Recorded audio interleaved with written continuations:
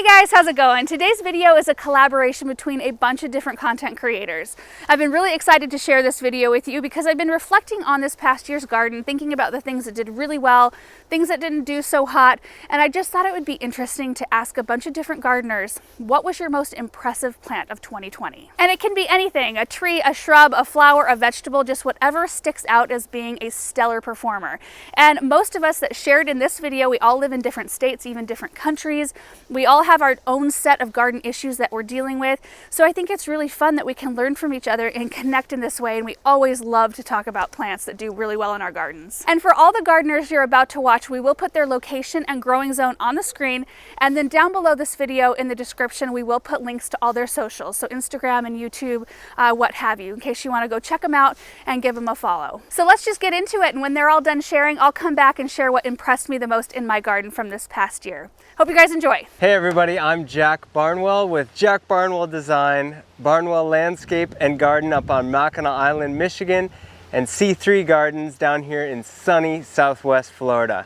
And the most impressive plant in our garden for 2020 by far was the Medusa sweet potato vine from Proven Winners. We used it this last summer up on the island and had absolutely incredible results in hanging baskets, in window boxes, in the ground. It was just a bomber, fluffy, funky, great plant, and I love that chartreuse color. We're using it here in a whole bunch of hanging baskets that are going up in a couple of weeks, and so it's been a great performer for us. North, south, everywhere in between. Highly recommend y'all check it out. Let us know what you think. Hello, my name is Claus Dalby. I live in Denmark, in Scandinavia. And I can tell you, I just love tulips. They are amazing, and I really don't know what my spring garden should be without them.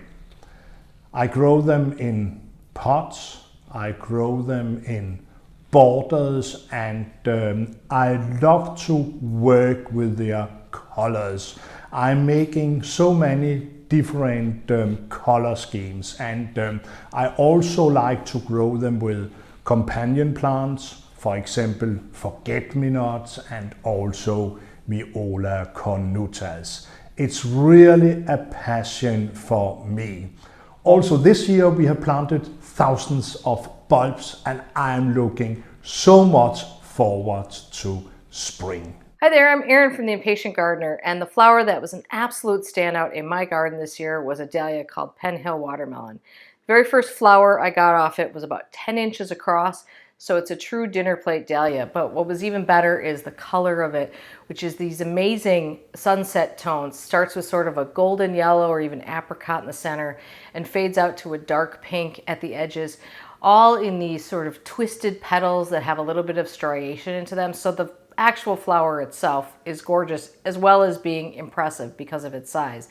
Now, its size does prohibit it a little bit from being mixed into mixed arrangements because it just overwhelms everything. However, it looks great alone in itself by a vase, and I even experimented with it and put it in some of my floating flower arrangements as well. It just kept producing flowers, and it was something that you saw from across the yard. So Penhill Watermelon was a winner for me. Kevin Espirito here from Epic Gardening. The most exciting crop I grew this year, my favorite crop for the year, was this luffa gourd right here.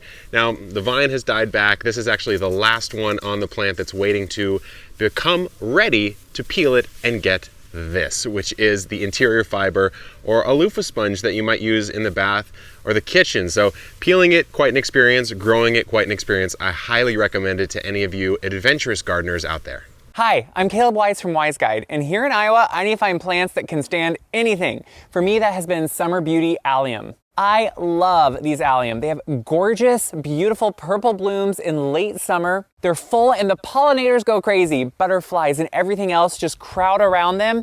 And what's fun is, even here in the winter, they still look pretty good. They give some year-round interest. In the summer, I can be dry, I can be wet, they can withstand that. In the winter, we can go -30 below, or we could stay pretty warm, and they still kind of go back and forth and work with whatever. These have been a workhorse in the garden. They look great in floral arrangements inside the house, which I love to do. but they've been looking so good out here, and I get so many compliments. When you drive by, you can see these sea and pops of color all over the yard. If you have not tried Summer Beauty Allium, I think it is time to try them. You are gonna love them. They're kind of like the spring allium, but they have a smaller flower head, and they just bloom so many more blooms. They are so fun to have. I hope you try them, and I hope you enjoy that plant. Hey everyone, Yuliya here with Wyse Garden. I grew a lot of beautiful plants in the garden this year, but the most impressive one was Amaranth Dreadlocks. Now these are dramatic plants with these tassels of woolly textured flowers that pair up really well with other plants in the garden. They also last for a very long time, both in the garden and bouquets. That's why I love to use them in flower arrangements. I even dried some and I use them in my garden-inspired Christmas tree. You can start these plants from seeds. These are annuals and they start out tiny, but you would be surprised how quickly they bulk up and start blooming at the end of the summer, and they go all the way until frost in my area, which is northern New Jersey. Now, if they find your climate favorable, they may seed freely, so you have to keep that in mind. But if you want to grow a conversation starter or just a beautiful plant, you should definitely try Amaranth Dreadlocks. Hi guys, it is Moya here from Garden Addictz, and man, it's been a season. Well, let me tell you about the plant that took it to the top, took it to the next level for me.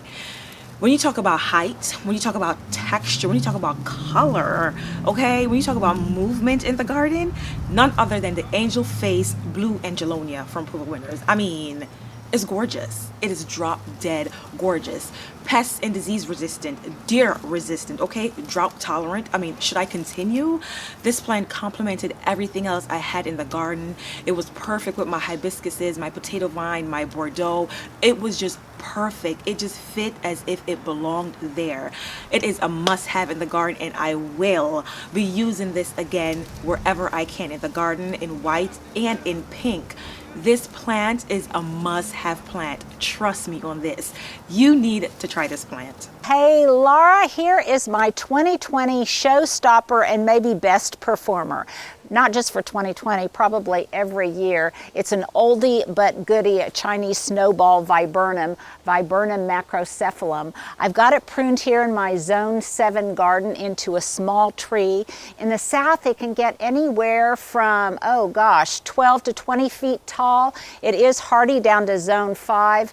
In the spring, it puts out hundreds of these hydrangea-like blooms that start out kind of a limey green and turn into a pristine white. They make a great cut flower. It's got 4-season interest. Supposedly it's deciduous, though normally in the wintertime in my garden, it keeps this beautiful foliage. It's got great architecture. It's easy to grow, an oldie but goodie, but also a showstopper for 2020.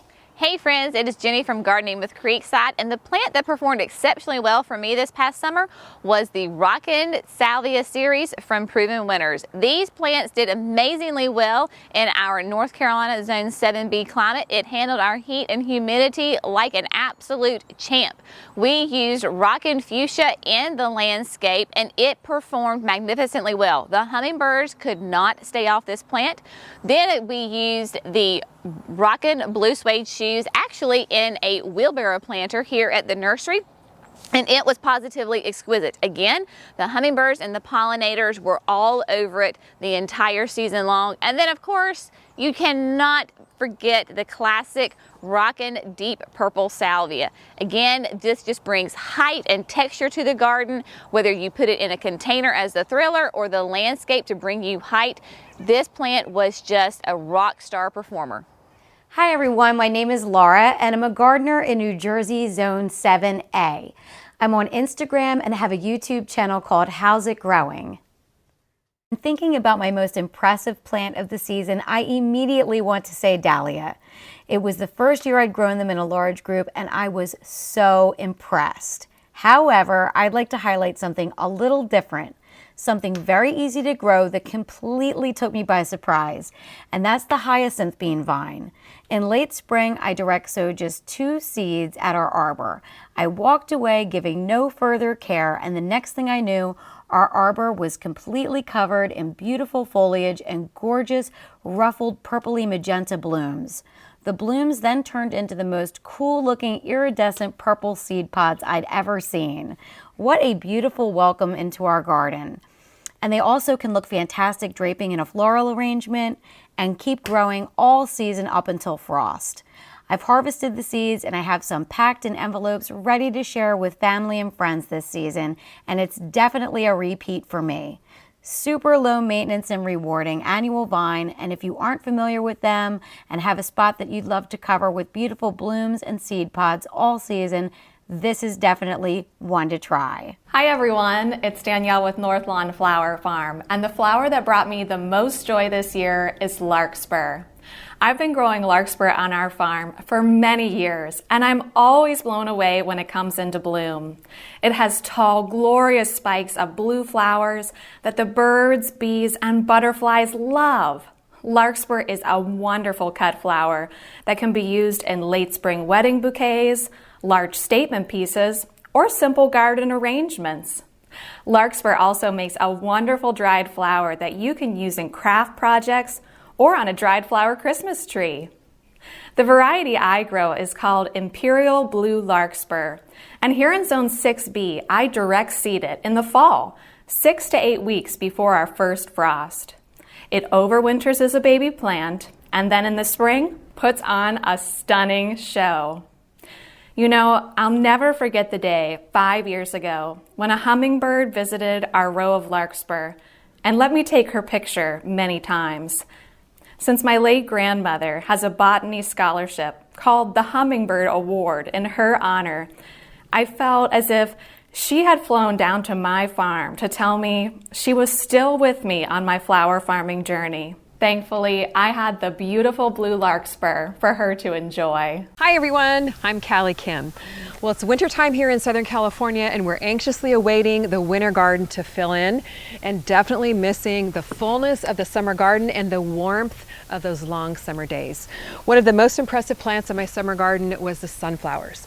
During the summertime, they covered this entire fence, were growing up over the fence, and it just gave me so much joy to see that bright pop of color in the garden. Another reason why I love growing sunflowers, because it provides a home for the birds and the squirrels. Now we all know how annoying squirrels can be in the garden, but you know what? They loved the sunflowers. They would come and climb up this pole here. We could watch them from the house eating the seeds, and I think it might have kept them away from my tomatoes a little bit more if we wouldn't have had the sunflower growing. This plant was a particularly impressive one. It is about 12 to 15 feet tall, growing way up over the fence, and the colors were absolutely stunning. So sunflowers, one of my very favorite flowers. Hope you get to grow them in your garden next summer and enjoy them as much as I do. So for me, it's incredibly hard to pick out a variety that impressed me the most because we plant a lot of different things every year. We try out lots of new varieties. There's always standouts in every category. But this past year, I think what impressed me the most, and this kind of surprised me, but it was our pumpkin patch, of all things. So as many of you know, those of you who have been watching our videos for a while, we did purchase a new piece of property right in front of our home, and we kind of plunked a garden right out in the middle of it, and we just started to plant stuff. We did flowers and vegetables and pumpkins, I mean all kinds of different fun stuff in that space. And I think the reason why it impressed me so much, the performance of these plants, was because this was untested soil, it was untested ground, we were using a new type of watering system, and I just really didn't have a lot of hope for it. I also planted very late. All of my pumpkin and squash seeds went in on June 10th, which typically they go in 1 month prior to that. And we did till up the whole area. And then I added in a little bit of the Espoma Biotone starter fertilizer and land and sea compost just into the immediate area where I popped the seeds.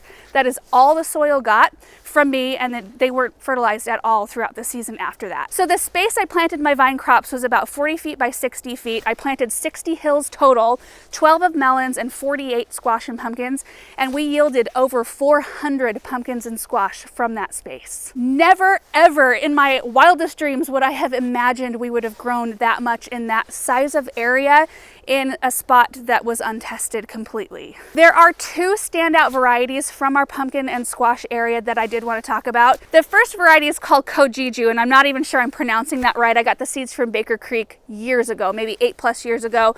So I thought, you know, from the gate, it might be a little bit of a risk to put these seeds in the ground because I didn't know how they would germinate. But you know, what the heck? This was a new space, really nothing to lose, popping them in the ground, but they all came up beautifully and they produce a very perfect size, individual size squash. So they're very fine grained, nice and sweet, they store well, and they're beautiful to decorate with. I love to plant things that I can use for multiple different purposes. They're typically like maybe 6 to 8 inches across, and I picked mine right before they turned their ripe color, which is kind of a tannish pink, but I love the dusty blue that they are before they turn that ripe color, and their skin is heavily textured. It kind of almost has a powdery coating on it, and their stems are really, really long, which makes them beautiful to decorate with. And this second variety was a new type of butternut squash that I'd never planted before. I got the seeds down at my parents' garden center. It's a botanical interest brand, and the variety is called Honey Nut. And these produce a very small butternut squash, like very small, individual size, the best tasting butternut that I have ever had. They did seem to have the longest maturity date of anything I planted out there. In fact, I waited until everything was, I mean, we were cleaning up vines and harvesting those at the same time after frost and all of that had happened. And they're just the most wonderful, sweet little squashes you could ever grow. So for me, 2020, that project was so satisfying and so fulfilling to be able to see something like that succeed at that scale, to grow a lot of things that I could both decorate with and feed my family with and give away. It was just a really wonderful experience, and so that is what impressed me the most from my garden. And that is it for this video. I hope you guys enjoyed it. It was just so fun for me to be able to work with all these different creators who are doing wonderful things, who are trying new things out, who are growing beautiful things. It's just fun to have that community that we can learn from and grow together in. And again, links to everybody's socials will be in the description down below this video. Thank you guys so much for watching this video. Thank you all who shared in this video. I appreciate it so, so much. Hope you're all having a great day, and we will see you in the next video. Bye.